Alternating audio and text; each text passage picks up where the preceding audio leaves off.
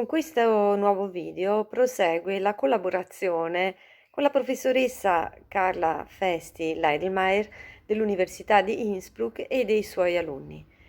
Già precedentemente la Biblioteca Provinciale Claudia Augusta di Bolzano aveva registrato e messo a disposizione, sempre in collaborazione appunto con la professoressa Leidelmeier Festi Carla, un video di presentazione del libro Alpi Noir, racconti di demoni e spiriti, che era stato scritto appunto da Christian Köstler, ma tradotto dalla professoressa Festi Carla e da un gruppo di suoi studenti e studentesse. In questa occasione invece ci spostiamo con un altro romanzo, questa volta scritto da Bernd Schuchter per le edizioni Alfabeta, e il titolo di questo romanzo è Giorni di vento. Esiste una letteratura di confine? A noi sembra di sì, e questi autori lo testimoniano, ci raccontano un territorio con grande sapienza e ci incuriosiscono nelle loro descrizioni, nelle loro affermazioni, ma soprattutto nelle riflessioni che ci spingono a fare raccontando queste storie, raccontando il nostro territorio. In particolare Giorni di vento ripropone la tematica della Heimat, dell'abbandono della Heimat, della nostalgia della Heimat e di questo incontro fra due culture, fra due persone che portano inconsapevolmente o forse anche consapevolmente dentro di sé la storia, il passato e cercano di superarlo. Vi lascio in compagnia della professoressa Leidelmeier Carla Festi e del suo gruppo di lavoro dell'Università di Innsbruck, in particolar modo Fabio Maion e Alberto Geat. Vi ringrazio, vi saluto e rimanete in contatto con la Biblioteca Provinciale Claudia Augusta di Bolzano. Arrivederci.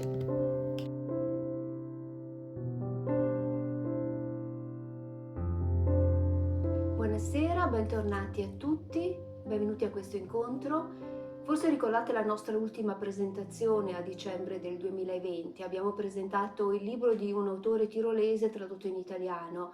Si trattava di un libro di racconti intitolato Alpi Noir, un libro in cui si parlava delle paure antiche degli uomini moderni. E questo tema della paura per certi aspetti ritorna anche nel libro che vorrei presentare oggi, anche se il contesto storico e il setting della vicenda è completamente diverso. Paura, rimozione della paura, silenzio, ma di questo ne parleremo in seguito. Il libro che vi presento oggi è il libro di un autore tirolese, Bernd Schuchter, e nell'edizione italiana si chiama Giorni di vento ed è stato pubblicato dall'editore altoatesino Alfabeta nel 2019. L'originale è stato pubblicato da Braumüller, un editore viennese, nel 2014. La casa editrice su tirolese Alfabeta è ormai una storica casa editrice che cura in particolare la letteratura di confine, proponendo autori dell'area tirolese e sudtirolese che scrivono in tedesco in traduzione italiana e viceversa. La traduzione italiana del romanzo è nata all'interno di un laboratorio di traduzione letteraria presso l'Institut für Transationswissenschaft, Istituto di Traduzione e Interpretariato dell'Università di Innsbruck. Ci ha occupati per circa 2 semestri, nel 2018 e nel 2019. Alla traduzione hanno partecipato in 2 corsi diversi 2 gruppi di studenti da me coordinati.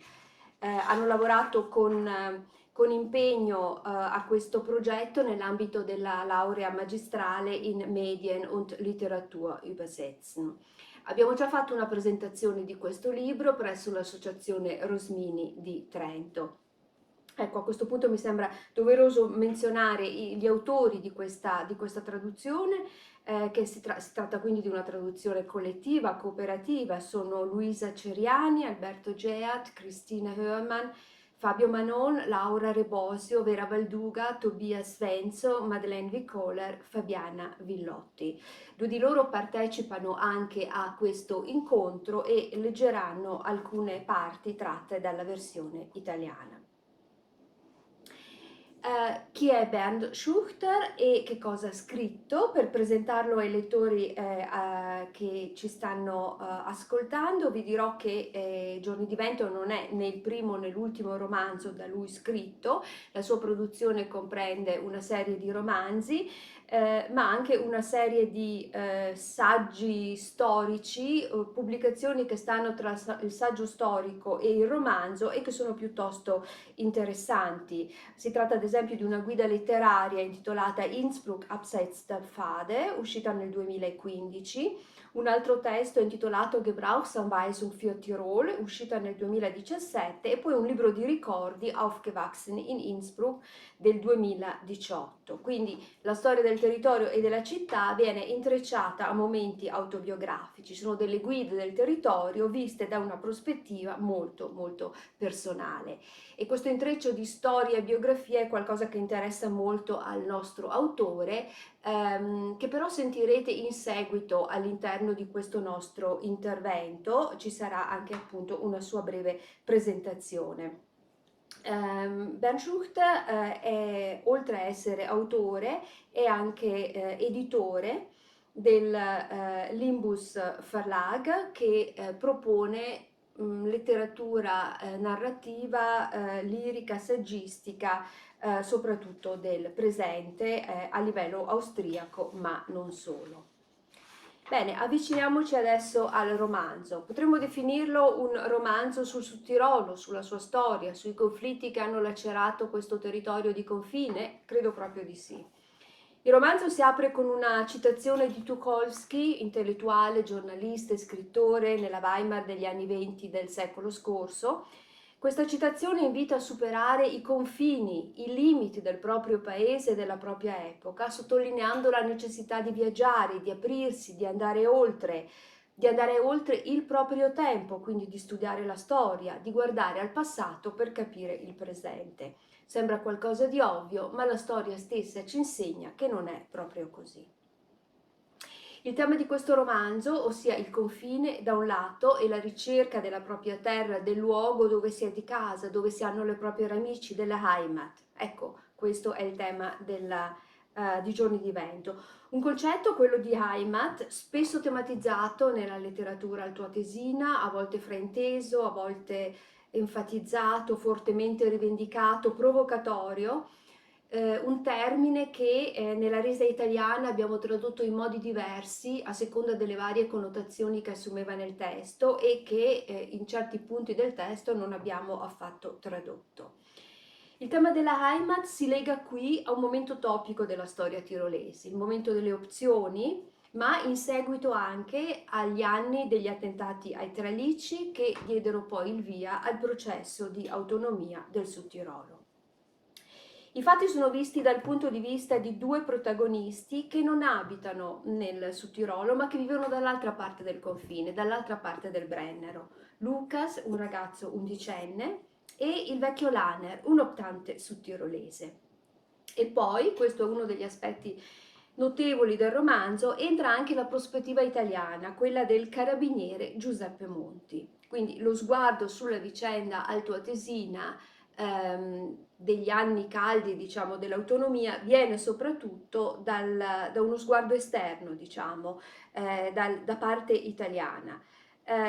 Questo è uno degli aspetti interessanti del romanzo, perché si dà spazio anche ad una voce italiana che racconta i fatti dal suo punto di vista.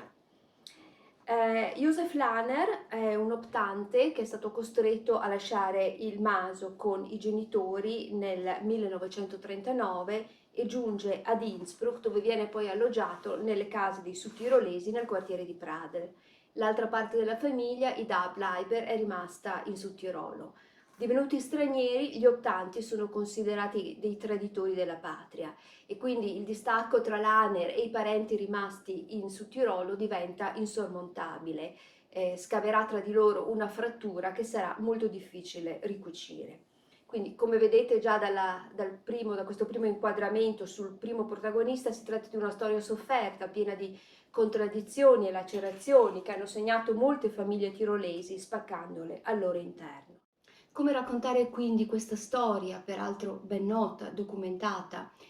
L'intreccio scelto dall'autore è interessante perché viene calata nella realtà di tre protagonisti, un ragazzino, Lucas, e, come già detto, due persone ormai mature, l'optante Joseph Lahner e il carabiniere Giuseppe Monti. Si crea così un intreccio avvicente tra la rievocazione soggettiva di fatti storici che sono ancora ben presenti nei ricordi dei due protagonisti da un lato, che sono presenti ma accuratamente rimossi, e un artificio narrativo dall'altra che presenta lo svolgersi della vita di queste tre persone nella realtà degli anni 90. Sono quindi 22 capitoli che contengono molti flashback funzionali a questa narrazione. Lucas ha 11 anni, sta crescendo, la sua infanzia comincia forse a essere incrinata da domande per le quali è difficile trovare una risposta, o forse dalla mancanza di risposte da parte di persone che le sappiano dare. Le domande che Lucas si pone sono tante e nascono dalle osservazioni che fa ogni giorno andando a scuola, a casa, per strada, quando gioca a calcio, quando va in vacanza in Italia con i genitori, passando ad esempio la frontiera del Brennero.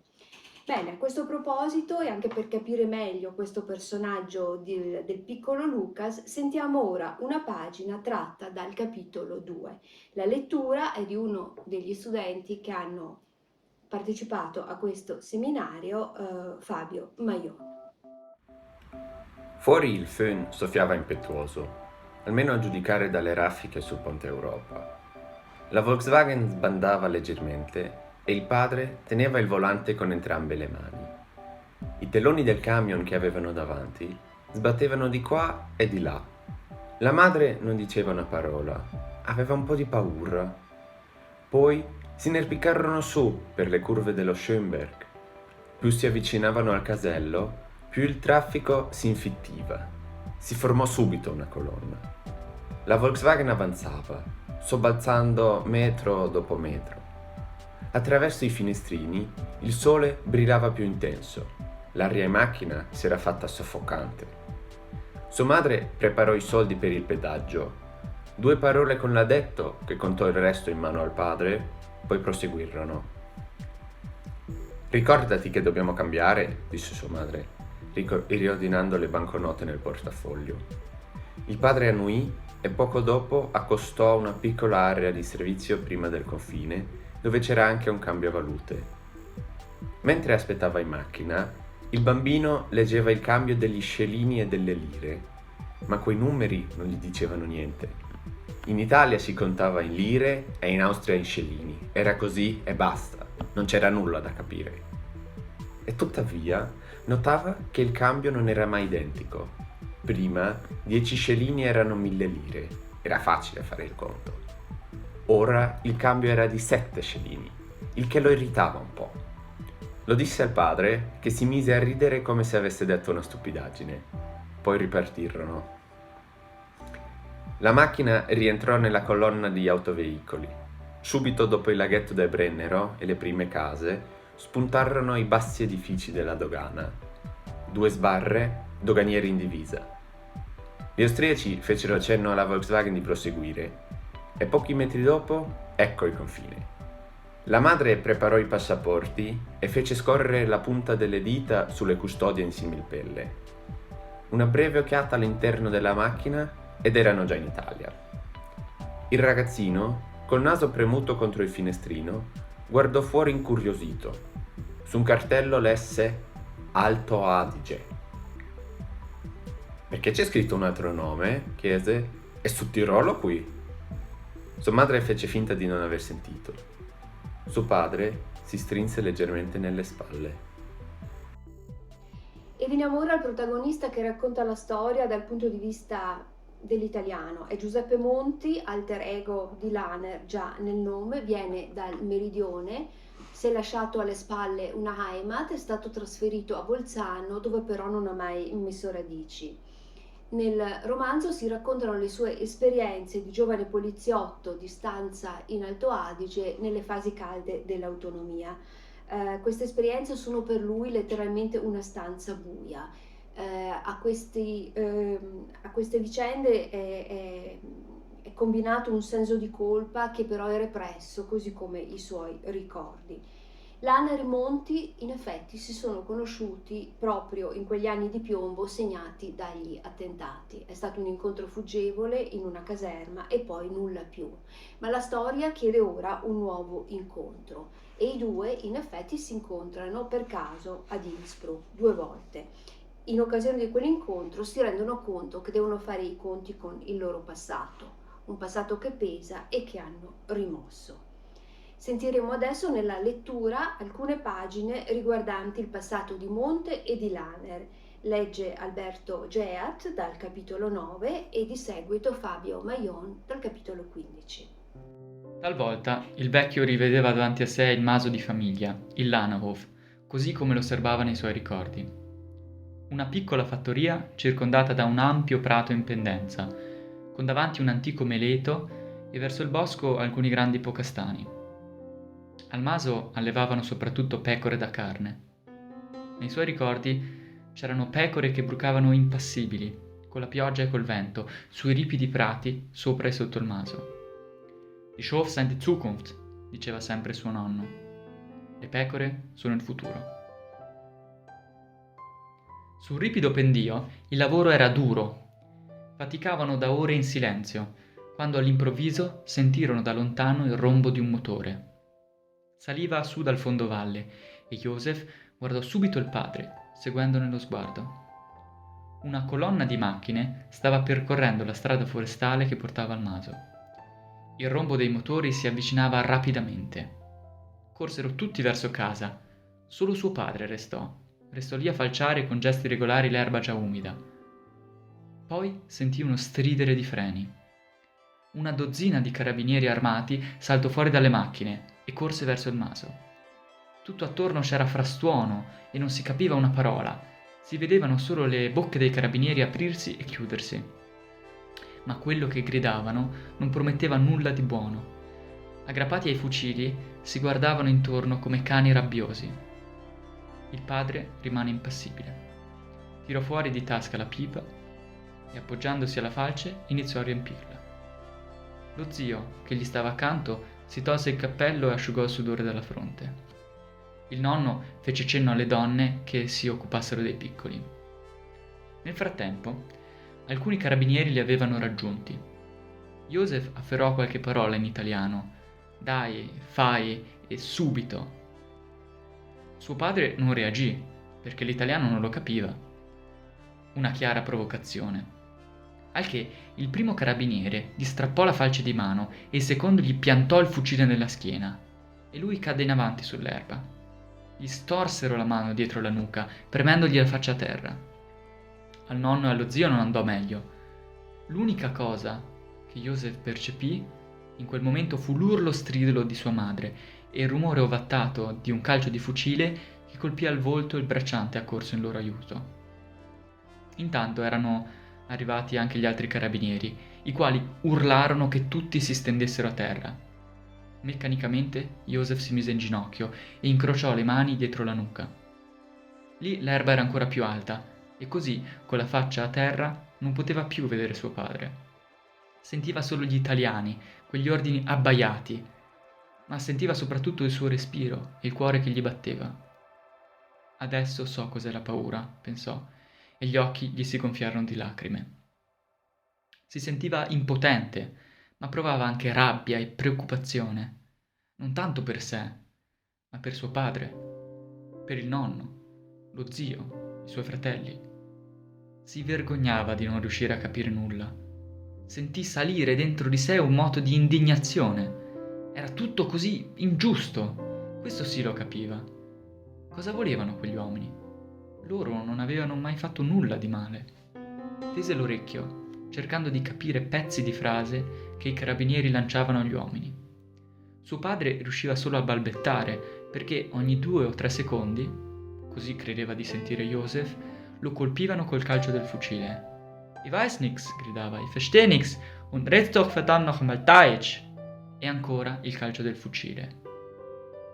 Joseph si tirò su, voleva vedere suo padre, ma in quel momento sentì la presa brusca di chi lo sorvegliava spingerlo di nuovo a terra. e la vista gli si oscurò. Dopo il centro congressi, Giuseppe Monti infilò la stradina che portava alla stazione a valle della funivia. La ghiaia scricchiolava sotto i passi svelti che muoveva incerto nella penombra. Camminando però si era calmato. Rallentò e cominciò a rimuginare. Quegli occhi? Li conosco. Io quella volta non c'ero, però mi ricordo di quegli occhi. Ero giovane. Cristo quanto ero giovane. Mi avevano appena trasferito in Alto Adige. Non ne sapevo nulla. Non sapevo cosa mi aspettasse. Non sapevo niente di quella terra, niente di quella gente. Pensavo che fosse Italia. Pensavo, lo faccio per qualche anno, un paio d'anni di servizio al confine, poi me ne torno giù con la promozione in tasca. Altro non avevo pensato. Erano tempi di pace. Cristo, non ne sapevo proprio nulla. Certo, mi avevano detto che in Alto Adige erano tedeschi, che durante il fascismo non era stato tutto rose e fiori, ma dalle altre parti non era diverso. Al mio paese, anche lì c'erano i fascisti, e c'erano pure i comunisti, poveri in canna sia gli uni che gli altri, durante, prima e dopo la guerra. I miei genitori e i parenti coltivavano le olive e facevano olio per quelli di Roma, per i romani ricchi, ma ricchi noi non si diventava. Fare il carabinieri era l'occasione per andarsene e poter tornare con qualche risparmio, costruirsi una casa, magari sposarsi. Non una di Roma, sicuramente. Sento ancora la voce di mia madre, di sicuro neanche una tedesca. Ma questo non fece più in tempo a vederlo. Una fortuna, forse. O forse no. Per me voleva dire stare da solo, su al confine. Da solo. E poi così, di punto in bianco, fu come ritrovassi in guerra. Un territorio in stato di emergenza. Legge marziale. Interi reggimenti spostati al nord. Caserme piene anche di paura. La paura che da un momento all'altro tutto cominciasse. Questo pensavamo, e basta. Siamo di nuovo in guerra, pensavamo. Eppure, la maggior parte di noi non sapeva neanche cosa fosse la guerra. Ne avevamo solo sentito parlare. Ma conoscevamo bene la paura fottuta di quando si teme in ogni momento per la propria vita. Pensavamo che gli altoatesini, che tutta la provincia si ribellasse. Anche i superiori lo dicevano, ci avvertivano. Non fidatevi degli altoatesini, sono tutti nemici, ognuno di loro. Si ribellano contro di voi. Questo ci inculcavano. Guerra civile. Ecco la parola che ci faceva paura. Nessuno la pronunciava, ma ci seguiva in ogni pattugliamento, in ogni ispezione al confine, in ogni servizio su al Brennero. La cieca furia distruttiva, i tralicci fatti esplodere, l'odio negli occhi della popolazione, i gesti denigratori quando per strada si passava davanti a loro. Gli sguardi sprezzanti quando si ordinava un caffè al bar all'angolo. Io non capivo, non ci capivo nulla. Ero giovane, tanto giovane. Ma così la faccio troppo facile, lo so. Quella sera toccava a me fare il servizio di guardia, mettere a verbale le entrate e le uscite, chi andava e chi veniva. Si vede tutto durante il servizio di guardia, proprio tutto. Era di notte. Le 2 o le 3. Entrarono dei colleghi un po' alticci ma di buon umore. Portarono dentro un ragazzo in manette. Non feci caso al suo nome, lo scrissi senza pensarci. E poi avevano tutti gli stessi nomi: Gruber, Lahner, Mayer, Dobler. E chi era mai in grado di distinguerli? Per me erano tutti uguali. Per un attimo guardai l'uomo negli occhi e anche lui mi guardò, con 2 occhi che mi rimasero impressi. Quella sera però notai che avevano in mente qualcosa i miei colleghi, che avevano preso uno di quelli che sapevano, uno dei terroristi che ci prendevano di mira. Non vedevamo l'ora che arrestassero qualcuno del Comitato di Liberazione, che poi avrebbe tradito gli altri, Amplatz o Kerschbaumer, testimoni d'accusa. Si sapeva, ce l'avevano detto gli ufficiali chi erano i capi, e che erano pronti a tutto pur di non farsi catturare ed evitare la condanna. Così non vedevamo l'ora che qualcuno cantasse, che parlassero una buona volta, perché tutto finisse, che finisse quella paura. Come avrete capito, i due protagonisti sono caratterizzati da una sorta di anaffettività, sono incapsulati nei loro ricordi, nei loro ruoli di vittima e di carnefice. Per questo un'altra presenza forte nel libro è la presenza del silenzio, il silenzio di questi due protagonisti adulti che appartengono a una generazione che ha vissuto la storia in un certo modo e che l'ha rimossa, ma che ora, in una fase di cambiamento della storia, ed è significativo che il romanzo sia ambientato all'inizio degli anni 90, di fronte alle domande di chi è piccolo come Lucas, deve finalmente fare i conti con se stessa e darsi la mano in segno di riconciliazione. L'incontro fra i due avverrà, ma questa è anche una caratteristica del romanzo, viene lasciato un pochino all'interpretazione del lettore, non si sa se abbia luogo veramente oppure no. Qual è il ruolo di Lucas in tutta questa vicenda? Lucas è un ragazzino di 11 anni, è un tifoso di calcio e proprio un calcio di pallone finito nel posto sbagliato manda in frantumi la finestra dell'appartamento del vecchio Laner e fa partire la vicenda e fa partire in sostanza la storia di una grande amicizia. I due vivono nelle stesse case popolari. Lucas è definito dalla madre di Lucas come un perdigiorno, un vecchio scontroso che puzza di sudore e di vino rosso. L'incontro tra questi due è all'inizio quindi solo un atto di riparazione per il vetro rotto da Lucas. Ascoltiamo adesso dalla lettura di Alberto Geat questo primo incontro tra Lucas e Laner. Con fare burbero, il signor Laner li fece accomodare in soggiorno. Lucas si infilò dentro senza fiatare. Meno male che sua madre aveva già aperto la bocca per dare il via a una litania di scuse. L'assicurazione, i danni, il ragazzino. Come da lontano, Lucas afferrò brandelli di frasi, aspettando il segnale. Intanto osservava le foto appese alla parete. Immagini in bianco e nero, un uomo e una donna, 3-4 bambini. Alle loro spalle un maso. Accanto il ritratto di un uomo, la foto di un bambino appena nato, poi di nuovo il maso, la donna con un bambino piccolo in braccio e di nuovo tutti assieme davanti a un'utilitaria. Sulla credenza una bottiglia di grappa mezza piena e 2 bicchierini, 2 bottiglie di un vino rosato, 2 bicchieri dello stelo verde, capovolti. A fianco della credenza un vecchio televisore ricoperto da un centrino ricamato con sopra un'aquila rossa stilizzata. Di fronte un pesante tavolo in legno, attorno una panca ad angolo e 2 sedie. Dietro Lucas vide la finestra e la crepa. «Lucas! Di qualcosa, Lucas!» fece sua madre, sempre più impaziente. Lucas se ne stava lì come intontito e guardava dritto davanti a sé. «Un po' tra le nuvole, non è vero?» disse allora, con stupore di Lucas, una voce dal suono amichevole. Guardò in quella direzione e intravide in controluce la figura dell'uomo. Mandava un leggero odore di vino rosso e sudore, ma non gli diede fastidio. E stava per presentare le sue scuse studiate a memoria quando vide qualcos'altro. Laner aveva le maniche rimboccate fino al gomito e furono le braccia ad attirare l'attenzione di Lucas. Tra la fitta peluria gli avambracci erano sparsi di puntini della grandezza di 1 centimetro, glabri e lucidi.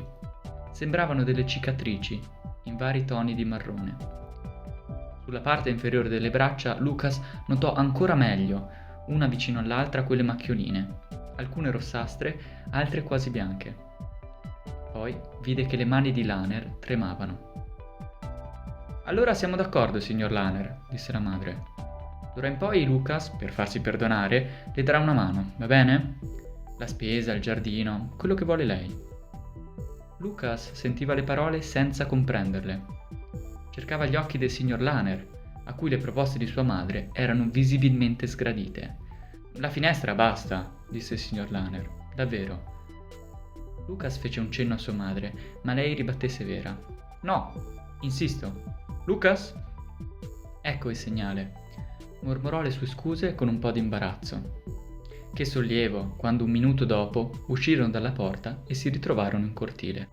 Inizia quindi l'amicizia fra Lucas e Lahner, che all'inizio si guardano ancora con un certo sospetto, poi iniziano a fare delle lunghissime passeggiate, delle passeggiate senza meta, scandite dalle domande di Lucas e dai racconti di Lahner. È un movimento a piedi attraverso i quartieri della città che in qualche modo è anche un preludio al viaggio in treno che i due compieranno alla ricerca della Heimat di Lahner, un viaggio che rappresenterà una svolta all'interno di questa storia. Durante queste passeggiate Lucas cresce, sente parlare di arte, impara la storia degli eroi o presunti tali della sua terra, impara tante parole nuove. Questa amicizia con una persona molto più anziana di lui gli apre interi mondi. Nel romanzo ci sono molti riferimenti ad artisti tirolesi, Egar Lienz, Max Weiler, per spiegare il carattere e l'identità tirolese. E Lucas, che conosce la storia solo dalla scuola, oppure per il quale la storia è qualcosa di molto lontano, come in una nebbia, rimane affascinato dai racconti di Lahner. Sullo sfondo di queste passeggiate una presenza invisibile ma sempre forte è il vento che si impone subito fin dal primo capoverso del primo capitolo in un'immagine assai simbolica che coglie bene la conflittualità di Lahner perché asciuga le lacrime legate alla storia che Lahner si porta dentro e che è incapace di raccontare. Così come è incapace di accettare se stesso, di superare il suo risentimento nei confronti dei parenti che non lo hanno mai cercato, incapace in sostanza di uscire dal suo ruolo di vittima, mentre in realtà è stato lui a negarsi ai tentativi di incontro che venivano dall'altra parte. A questo punto vi vorrei leggere l'incipit del romanzo. Inizia così. Non era ancora sera quando Joseph Lahner vide il quadro in vetrina e improvvisamente gli venne da piangere. Provò una sensazione di imbarazzo e sollievo a un tempo, quando il vento caldo che quel giorno soffiava per i vicoli della città vecchia gli asciugò le lacrime proprio sotto gli zigomi. Per uno strano senso di vergogna fu contento che neppure una lacrima scendesse in bocca e non dovesse sentirne il sapore salato. Fu contento che fossero giorni di vento caldo, giorni di föhn. Il mondo è tutto quello che ci porta il vento, mormorò Lahner tra sé e prese a osservare il quadro con maggiore attenzione. Ma a un certo punto il vento dirada la nebbia. C'è una frase di Lahner prima di partire con Lucas per l'Alto Adige, dove finalmente dopo lunghi anni di resistenza incontrerà i suoi parenti. Basta, dice Lahner, è ora che la nebbia si diradi, che si alzi il föhn. Da oggi in poi saranno solo giorni di vento, giorni di föhn. I due partono quindi insieme. Per Lahner sarà un viaggio alla ricerca della Heimat perduta, per Lucas finalmente la possibilità di conoscere da vicino la squadra di calcio del Bayern München che sta facendo gli allenamenti proprio vicino a Caldaro, la meta del loro viaggio. Alla fine del libro quindi ancora il calcio, un filo rosso che attraversa il romanzo, e le emozioni di Lucas quando riesce ad avvicinarsi ai suoi calciatori preferiti. E alla fine del libro Lucas ha trovato anche una piccola risposta per una grande questione come quella della Heimat. Viene risolta in modo semplice dal punto di vista di un bambino. Heimat sono i posti, i paesaggi e i ricordi dei posti e dei paesaggi dove si sono passate delle belle giornate. Tutti questi ricordi significano casa, sono la mia Heimat.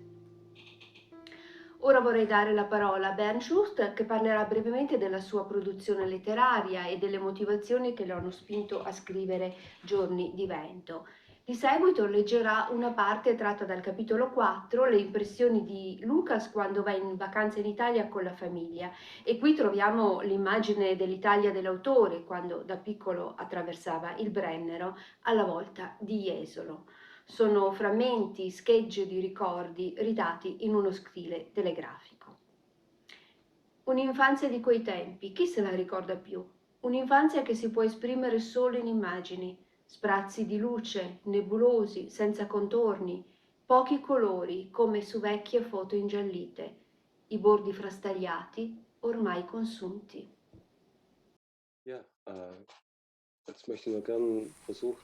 Per rispondere alla domanda qual è la cosa che più mi interessa quando scrivo, direi che di solito alla base di ogni libro c'è un interrogativo che per me è importante für come jedes per Buch, wenn ich esempio il Fragen concetto habe, di Heimat, che die mir all'epoca wichtig in ist, cui ho weil frühen scritto Tage war Giorni es di der Begriff vento, der per Heimat, me aveva un certo der für significato. mich damals ja eine gewisse Bedeutung gehabt hat.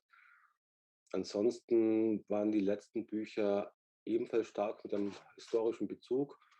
Und ja, wie es in der Frage heißt, es ist immer die große Alcuni miei Geschichte libri hanno un im forte riferimento alla storia, Individualschicksalen o meglio, vi si erzählt. racconta la grande Zuletzt storia, eben calata nei destini individuali, die Bücher, die mir come per persönlich esempio un wichtig libro a sind, ne, cui das, tengo das Buch molto, von Jacques intitolato Collot Jacques oder Callot Die o Erfindung Die des Erfindung des Individuums, wie es so heißt. Individuums.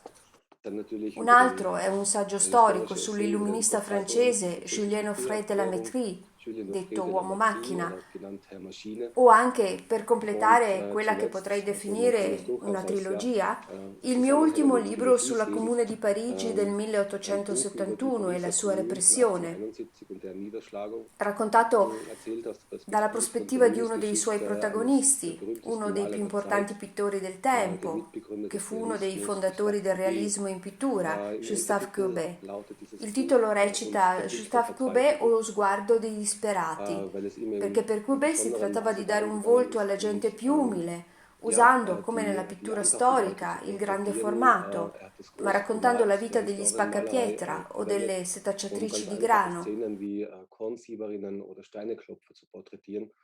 Und dieser Zugang zur Welt, dieser ja, anarchistische Zugang zur Welt Questo auch, suo approccio anarchico al mondo ja, l'ho das hat trovato mir an diesem Buch interessante. interessiert. Die drei Bücher, würde ich sagen, sind da, denke ich, Questi tre Entwicklung, libri, wie come alle meine tutti i miei Bücher eine libri, sono Denkentwicklung un'evoluzione del sind. mio pensiero, Ähm, rappresentano gli interrogativi che denn mi pongo, ma anche le die würden ja risposte nicht che nur trovo. die Fragen, sondern auch die Antworten. Und anhand dieser ja, E exemplarischen questi Einzelschicksale, destini also der Kupferstecher individuali, Jacques come Callot, l'incisore su rame der Callot, il Philosoph medico und Arzt filosofo Julien Lamétrie, Offray fino de al la pittore Métrie Courbet, und natürlich bis hin jetzt zu Gustave Courbet. Ähm, queste diese historischen personalità storiche sono Persönlichkeiten sind doch figure quasi esemplari Moleküle per raccontare für qualcosa etwas di più Größeres, für grande, was che ha validità Allgemeingültigeres. universale. Und E questo ja, è il das mio ist approccio ai temi ja, mein storici. Zugang zu den historischen Themen. Und Ma die Bücher naturalmente i erzählen miei natürlich libri immer auch raccontano sehr sempre viel von anche mir. qualcosa di me.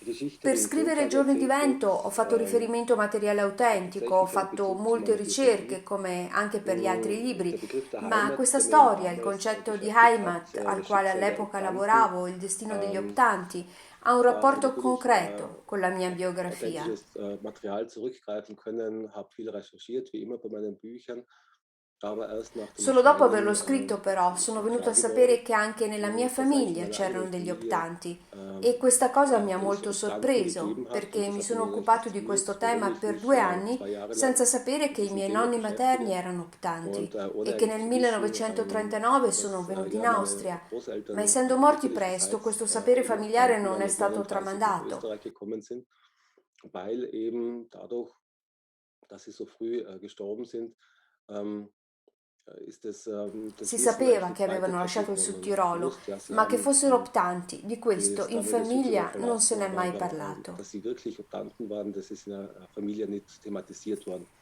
Und so ist Di es solito oft quando in meiner scrivo Schriftstellerei, sono dass colpito wenn da mich un ein certo Thema tema e anspricht in seguito capisco und anche ja perché sia später dann successo.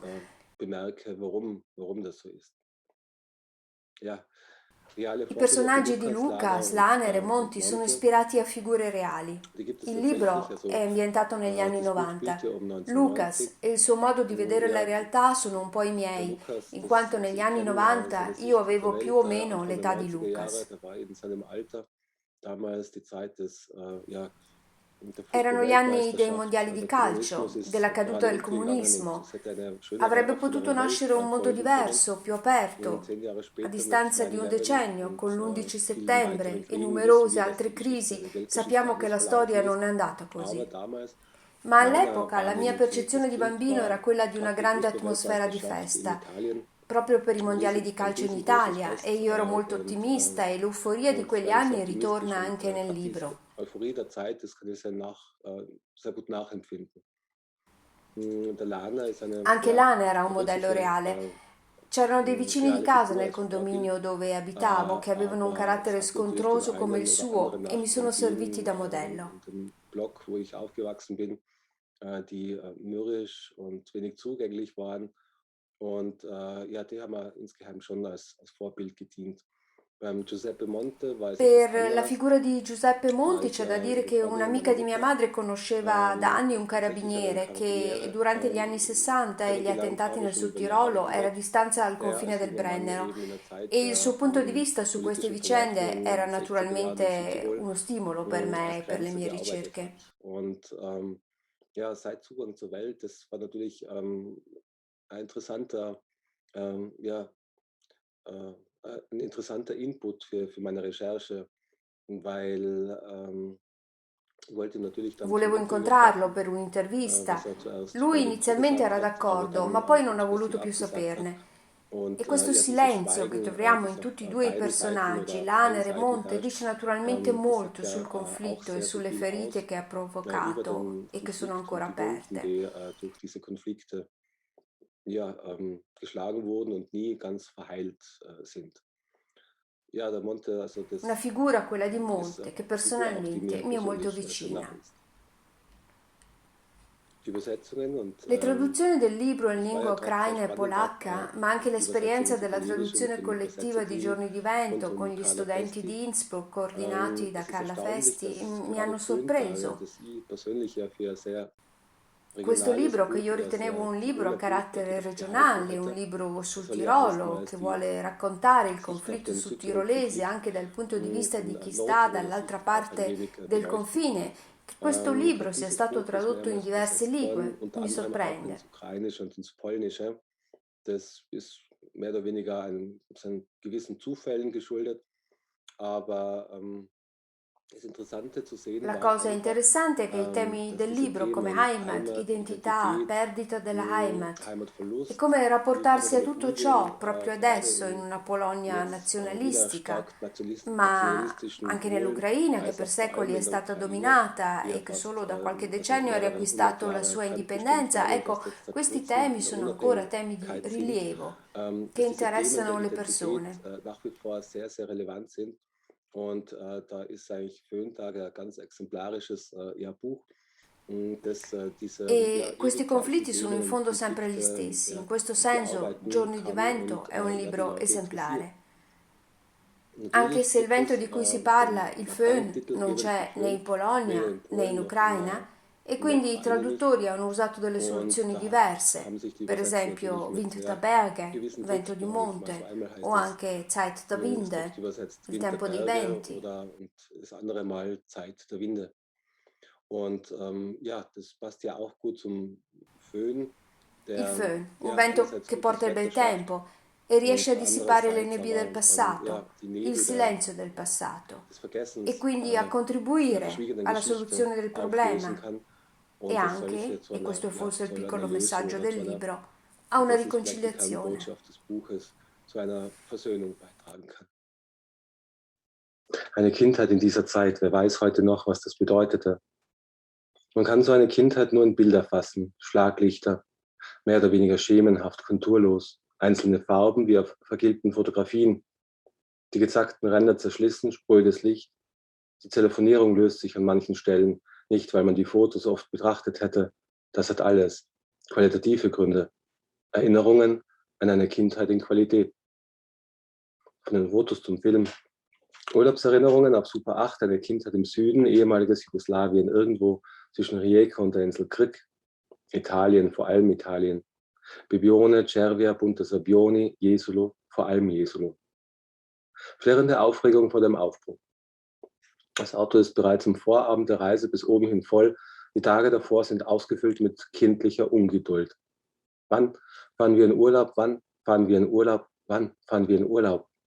Auch eine dreimal gestellte Frage bringt den Augenblick der Abfahrt nicht eher.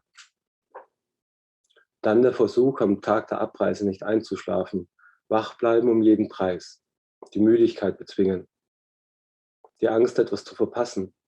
Dann doch der Schlaf und wieder nicht bemerkt, wie der Vater das schlafende Kind mitten in der Nacht ins Auto trägt. Die Nachtfahrten nach Italien, des Verkehrs, der Hitze wegen. Beim Aufwachen schon fast am Ziel. Die warme Luft, der Geruch von Süden. Keine Berge mehr. Wann sind wir endlich da? Eine Woche pauschal in einem beliebigen Hotel, davor der Strand. Dicht und dicht die Hotelburgen, dahinter die Einkaufsstraße mit verschiedenen Läden, Restaurants, Bars, eine Apotheke. Pharmacie erleuchtet die grüne Blinktafel. Schon wieder die Reiseapotheke vergessen. Verständigung mit Händen und Füßen. Ebenso im Hotel, in den Restaurants, beim Eisverkäufer am Strand und dem Mann, der Melonen und Kokosnussschnitze verkauft. Mit Händen und Füßen, dazwischen einzelne Brocken, Kauderwelsch, welsche Floskeln für die Welschen, die Fremden. Die Fremden, das sind hier nicht die anderen. Mit Händen und Füßen. Acqua Minerale, Spaghetti Bolognese, Pizza Margherita sin gas con gas Spumante. Ja, Spumante. Süßer Sprudel mit irgendwas, das gibt es nur hier. Il conto per favore, grazie.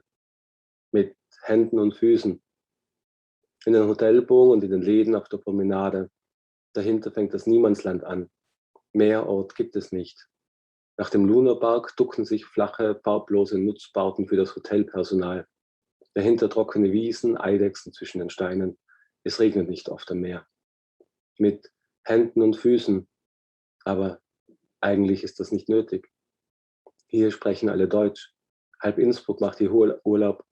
Die andere Hälfte Urlaub am Gardasee. Und natürlich die Deutschen, die immer so laut sind. Das kennt man von daheim, einem aufwachsenden Tourismus. Die Arroganz der starken Währung. 1 Mark ist 7-mal so viel wert wie der Schilling. Wie billig hier alles ist. 7-mal weniger wert als die lauten Deutschen. Hier ist ja alles wieder heim. Nürnberger Rostbratwürstel, Buletten, Paulanerbier, Bildzeitung. Ein wenig Scham, da man doch die gleiche Sprache spricht. Für die Italiener sind wir alle gleich. Wir sind die besseren Deutschen, insgeheim. Dann die Begegnung mit ein paar Wienern. Sie sind ebenso vulgär und laut wie die Deutschen. Wieder Scham, ein wenig Ekel. Wir sind die besseren Österreicher. Stolz. Das kennt man von zu Hause. Stolz, wieder besseres Wissen gegen die D-Mark, gegen die Regierung in Wien. Die Wiener haben uns verraten damals, an die Bayern. Mantua ist nicht weit entfernt von Verona. Es liegt eigentlich auf dem Weg nach Jesolo. In Mantua zu Banden der treue Hofer stand. Eine Erinnerung aus anderer Zeit.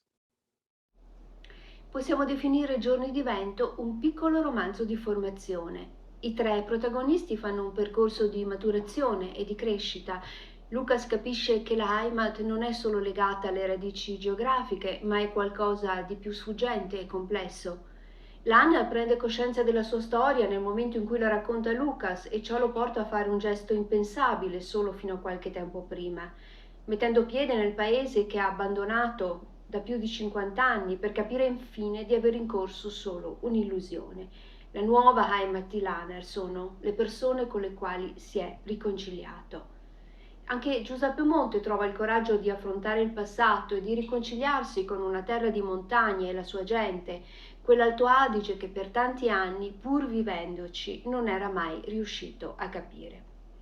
Il messaggio del libro è quindi un messaggio di riconciliazione che sottolinea con forza che i confini scavati dalla storia, i limiti mentali ed ideologici vanno superati per affrontare, per incontrare senza pregiudizi chi sta dall'altra parte del confine, di ogni confine. Un messaggio che di questi tempi è senz'altro attualissimo e che va ben al di là del contesto storico e dei luoghi in cui è ambientata la vicenda. Giorni di vento è un romanzo che, grazie alla spontaneità del giovanissimo protagonista, ai dialoghi vivaci, ai personaggi ben delineati e con i quali l'autore entra in sintonia, ai numerosi riferimenti alla storia e all'arte del Tirolo, e adatto anche ai più giovani per avvicinarsi alla storia della nostra regione. Ed è soprattutto un libro che farà nascere in loro delle domande. Il silenzio dei 2 protagonisti viene disturbato dalle domande di Lucas. Questo chiedere, porre domande scomode è una buona pratica che ognuno di noi, adulti o meno, dovrebbe sempre seguire. Siamo giunti al termine di questa presentazione. Ringrazio quanti ci hanno seguiti, ringrazio la Biblioteca Claudio Augusta per averci ospitati e vi aspetto al prossimo incontro in cui presenteremo l'autrice tirolese di origini bolzanine, Anna Rothensteiner, per parlare del suo libro Le vite lontane. Intanto buone letture e arrivederci a tutti.